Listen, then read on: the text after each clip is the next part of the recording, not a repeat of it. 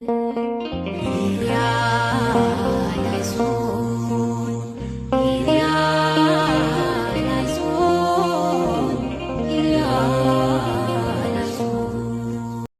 የትላንትና መነጋገሪያ ቪዲዮ ነው። ጥያቄ የሚሆነው ቤቱ ላይ እንዴት ወጣ ነው። እነዚህን እንስሳት ካነሳን አይቀር ትላንትና ድንበር ጥሰው ጋምቤላ ላይ የተገኙት የአርብቶ አደሮች ከብቶች አርብቶ አደሮቹና ከብቶቹ እንግዲህ መነጋገሪያ ሆነዋል። በተወሰነ መልኩ ብዙ ባይወራለትም እንግዲህ እንዴት ድንበር ጥሰው ሊገቡ ቻሉ? አንድምታውስ ምንድን ነው የሚለው ነገር ያው እንደ ጥያቄ ቢነሳም እንግዲህ ገብተው ጋምቤላ ክልል እንደተገኙ ነው መረጃዎች የሚያመለክቱት። ብዙዎች ያልዘገቡት ከጋምቤላ ሶሻል ሚዲያ ተጠቃሚዎች ውጪ ይህንን ጉዳይ ያላወሩት ለምንድን ነው? ጋምቤላ ላይ ምን አይነት ክስተት ቢፈጠር ነው? እነዚህ ሁሉ ከብቶች ከየት የመጡ ናቸው? የከተማዋን እንቅስቃሴ ሙሉ በሙሉ የዘጋውና በርካቶችን ያስገረመው ይህ ክስተት ምንድን ነው? ይሄው ልንገራችሁ። የጋምቤላ መንገዶች እንደምታዩት በሺዎች በሚቆጠሩ ከብቶች ተጥለቅልቆ ጠጠር መጣያ የሚሆን ቦታ የለውም። እሱ ብቻ አይደለም፣ ማንም ሰው በዛ መንገድ ማለፍ መተላለፍ አይችልም ነበር። አምቡላንስ እስከ ፌደራል ፖሊስ ድረስ ሁሉም መንገድ ላይ እንዲቆሙ ተገደዋል። ፈላታ ተብለው የሚጠሩት እነዚህ የከብት አርቢዎች ከተማውን ሙሉ በሙሉ በከብትና በግመል መንጋ ሙልት አድርገው አውለዋታል። የሚያስገርመው ግን እነዚህ ፈላታዎች ኢትዮጵያውያን ሳይሆኑ ከመካከለኛውና ከምዕራብ አፍሪካ ድንበር አቋርጠው ወደ ጋምቤላ መግባታቸው ነው። ታዲያ ይህ እንዴት ሊሆን ቻለ? ድንበር እንዲህ በቀላሉ የሚታለፍ ነው?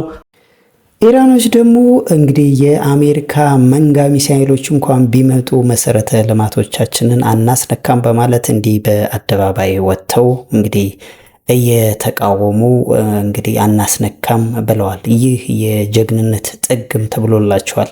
በሌላ በኩል ደግሞ ኢራኖች እንደዚህ ያደረጉት አመራሩ ወይንም ደግሞ ገዢው አሁን ላይ ያለው አመራር አስገድዷቸው ነው የሚል አንዳንድ መረጃዎችም አሉ። ምናልባት ከይሄኛው እንኳን ብዙ ተቀባይነት ባይኖረውም ያው እንደሚታወቀው ይህን ያክል ሰልፍ መውጣት ማለት እጅግ ቆራጥነታቸውን እጅግ ለሀገራቸው ምን ያህል ክብርና ፍቅር እንዳላቸው የሚያመለክት ነው። ወደ ሌላኛው መረጃ ስናልፍ ይህን ግለሰብ ካስታወሳችሁት እንግዲህ በገነት ንጋቱ ሾው ላይ ቀርቦ ስለ አንዳንድ ፓስተሮች ድርጊት ሲናገር ነበረ። ማለትም ያው ግብረ ሰዶማዊ እንደሆኑ ጠቁሟል። በተለይ በሱ ላይ የደረሰበትን ተንተርሶ ነው እንግዲህ የተናገረው። ስለዚህ አሁን እዚህ ጋር ወንጀል ሆኖ የተከሰሰው ምናልባት እሱ ብቻ አይደለም፣ ያው ገነት ንጋቱም ተከሳለች። ወንጀል ሆኖ የተከሰሱበት ስም በማጥፋት ነው። እንግዲህ ስለ ስማቸው በእርግጥ ያው ሁሎቹም ተቋማት ሊጨነቁ ይችላሉ እንደ ተቋም፣ ምክንያቱም ስማቸውን መጠበቅ ስላለባቸው። ነገር ግን እንደዛ የሚያደርጉ ግለሰቦች የሉም ለማለት ነው። ምን ለማለት ነው? ስለዚህ አሁን ይልቁን መሆን የነበረበት ይህ ግለሰብ መረጃን አቀበለም፣ መረጃውን ተንተርሶ ያው ወንጀል ነው ያ ተግባር በኢትዮጵያ ሕግ መሰረት ወንጀል ነው። ስለዚህ ያንን ወንጀለኛ ማጋለጥ አለበት። በቃ ሌላ ነገር የለውም። ስለዚህ በዛው የተሰማሩትን መቆጣጠር ካለ እንዲህ የጅምላ እንትን አይደለም መሆን ያለበት። ስለዚህ አንድ ወንጀለኛ ጠቁሟል፣ ያንን ተከታትሎ ማስያዝ ነው እንደ ህግ ወይንም ደግሞ እንደ ሃይማኖታ ባለቤት የሚሆነው። ስለዚህ በሌላ መልኩ ማየትና ይህ አጉል የሆነ ማስጮህ ድርጊቱን አንፈጽምም ማለት የማይመስል ነገር ነው። ወደ ሰሙነ ሕማማት ስግደትና ጾም ጸሎት ደግሞ እንመለስ እስቲ። እንግዲህ ይህ ሳምንት እንደሚታወቀው የስግደት ነው፣ የጾም ነው። እጅግ ኦርቶዶክሳውያን አብዝተው የሚሰግዱበት ወቅት ነው። የጌታን መከራውን፣ ግርፋቱን፣ ስቃዩን እያሰቡ እዚህ ጋር እንደምታዩት ሜክሲካውያን ደግሞ በጣም በሚያስፈራ እሾህ እንግዲህ እሾህን በትከሻቸው አዝለው በጀርባቸው አዝለው ያንን ግርፋቱን፣ ስቃዩን ለማሰብ እንደዚህ እያደረጉ ነው። በእውነት በጣም ለየት ያለ ፍቅር እንዳላቸው ነው የሚያመላክተው። ይህ ሾሁ በጣም የበለሱ ሾህ እንግዲህ ቁልቋል ነው የሚባለው፣ በለስ ቁልቋል ነው መሰለኝና በጣም ያስፈራል ሾሁ። እንግዲህ ያንን በጀርባቸው በትከሻቸው አዝለው ነው እንግዲህ በእውነት በጣም ትልቅ ፍቅር እንዳላቸው ነው የሚያመላክተውና ያስፈራል። እስኪ ወደኛ ደግሞ እንመለስ። የኛ ስግደት በየተለያየ ቦታ ላይ ያለውን ሁነት እስቲ ላስቃኛችሁ።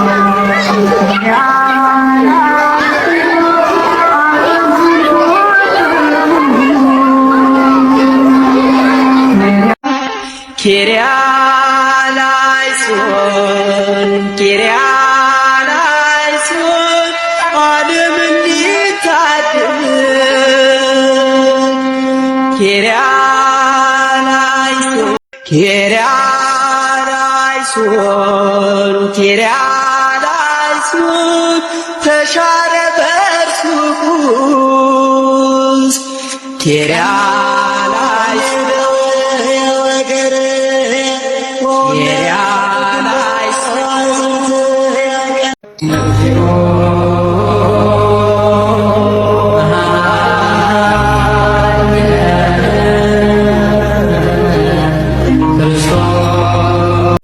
አስደንጋጭ መረጃ አለ። ዛሬ መጋቢት 30 ለሚመለከተው አካል እንዲደርስ ኦርቶዶክሳውያን ባለማተቦች የማተብ ግዴታችን እንወጣ። በደንብ ሼር ኮፒ ሊንክ እያደረጋችሁ ቪዲዮ እየሰራችሁ ድምጽ ሆኗቸው የሆሳና በዓልን ለማክበር አባቶች፣ እናቶች እንዲሁም ሕፃናት አዳር ሙሉ ካገለገሉ በኋላ በታጠቁ ሸኔ አካላት በኦሮሚያ ክልል ምስራቅ ሸዋ ቦሰት ወረዳ ቦሌ ዞን ላይ ከ30 የሚደርሱ ኦርቶዶክሳውያን ታግተዋል። የተወሰኑት ያመለጡ ሲሆን ሌሎቹ ግን ደብዛቸው ጠፍቷል። እስካሁን ድረስ ያሉበት አልታወቀም። ድምጽ እንሆናቸው። ቪዲዮ በመስራት ለሚመለከተው አካል ቪዲዮን እናደርሰው፣ በጸሎት እናስባቸው። አሁንማ የሞታችንን ዜና ራሱ መዘገቡ እኛ ራሱ ሰልችቶናል እና እንኳን ሌላው ቀርቶ እኛ ራሱ ሰልችቶናል። ለማንኛቸውም ግን እያለቅን እየሞትን ነው። ግን ደግሞ የንጹሃን ደም ፈሶ አይቀርም። እግዚአብሔር አንድ ቀን እንደሚወጣ ተስፋ አደርጋለሁ። እኔ በተለይ የንጹሃን ሕፃናት፣ አዋቂዎች፣ ሽማግሌዎች ምንም ያላደረጉ ናቸው እየታፈኑ የደማቸው እየፈሰሰ ያለው።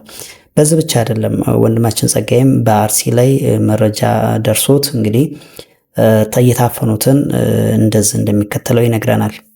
አርሲ ላይ በጥቆማ በሚመስል ሁኔታ አንድ ሙሉ ባስ ኦርቶዶክሳውያን ያሉበት ባስ በጥቆማ እንደተያዙ ሰምቻለሁኝ። ዛሬ ከአዳማ ወደ ነገሌ ሲሄድ የነበረ የህዝብ መኪና ሙሉ ማመላለሻ ማለት ነው ከ35 ሰው በላይ እንደያዘ የሚገመት ነው። ሙሉ ክርስቲያን የነበሩበት ነው። ለዛ ነው በጥቆማ የሚመስል ሁኔታ ነው የተያዘው አልኳቸው። ለዛ ነው ከ35 ሰው በላይ ጭኖ የነበረ መኪና ከቀኑ 7 ሰዓት ላይ ነው እንግዲህ መኪናውን የያዙት እነኚህ አካላት።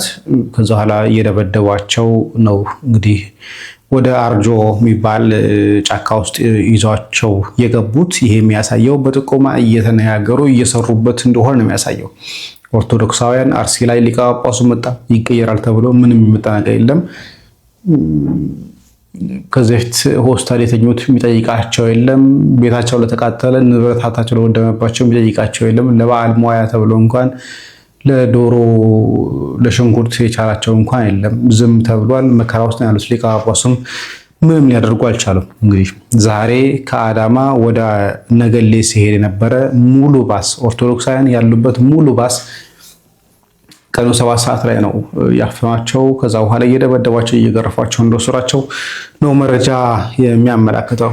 እስየብ ጸጋከ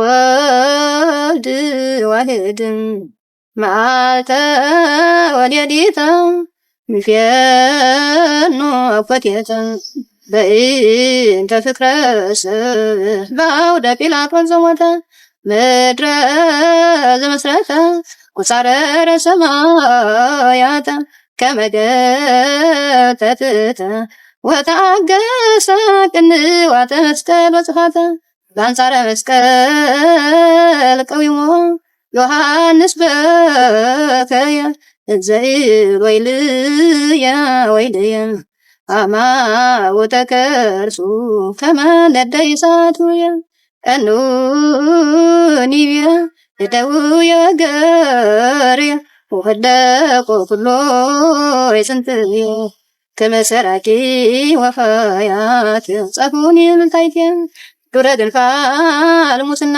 ለዘመርቦሙ ማዕከበ ደመና እፄሰዮሙ ለናቅለስና ሰቀልብ ወዲበ ዕፅ በምክረ